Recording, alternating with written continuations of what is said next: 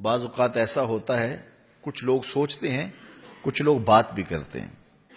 کسی سے کہو نا کہ آؤ یار اللہ کی دہلیز پہ آ جاؤ، 5 گانا نماز معمول بنا لو، تو کئی صاحب کہتے ہیں جناب میں 2 سال میرے رہ گئے ہیں، پھر میں نے ریٹائرمنٹ لے لینی ہے، پھر اس کے بعد میں نے حج کرنا ہے، پھر اس کے بعد بس میں ہوں گا، مسجد ہوگی، انشاءاللہ آپ کو شکایت نہیں ہوگی۔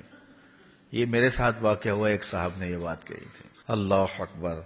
پھر نہ ریٹائرمنٹ ہوئی، نہ کچھ ملا، نہ حج کی توفیق ملی، نہ وہ ہوا، نہ مسجد ہوئی۔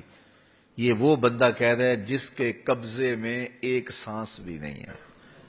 یہ وہ بندہ ٹائم ٹیبل دے رہا ہے، 2 سال، پھر اس کے بعد حج پہ جاؤں گا، پھر میں ہوں گا اور مسجد ہوگی۔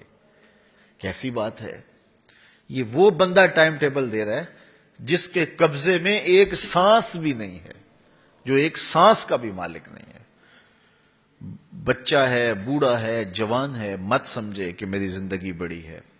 اللہ سے دعا کرے لمبی زندگی کی، اللہ لمبی زندگی دے، صحت والی زندگی دے، لیکن اعتماد نہ کرے اگلا لمحہ کہاں ہے میرا کوئی نہیں جانتا، میں بھی نہیں جانتا، آپ بھی نہیں جانتے۔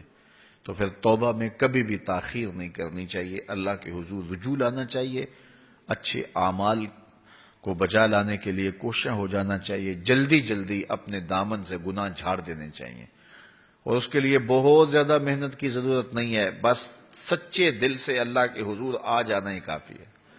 حضرت داتا گنج بخش علی حجویری علیہ رحمہ کشف المحجوب میں یہ روایت لائے ہیں کہ جس نے توبہ کی اللہ نے اس کی توبہ قبول کر لی۔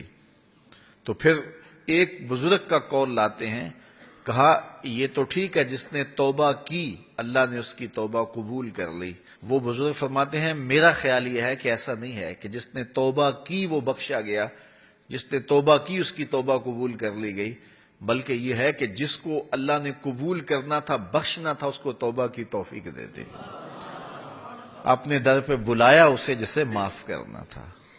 کوئی آپ کا باغی ہو، کوئی میرا باغی ہو، تو میں اس کو خود پیغام بھیجوں کہ آ جانا، تو پھر وہ آئے اور میں معاف نہ کروں، تو پھر سارے کہیں گے یار تو عجیب بے مروت ہے، خود بلا کے معاف نہیں کر رہا۔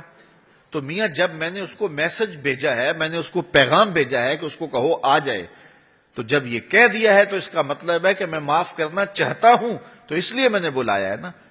تو دوسرے لفظوں میں داتا صاحب فرماتے ہیں کہ وہ صوفی کہتے ہیں نہیں، معاف کر دیا تھا تو تب بلایا ہے۔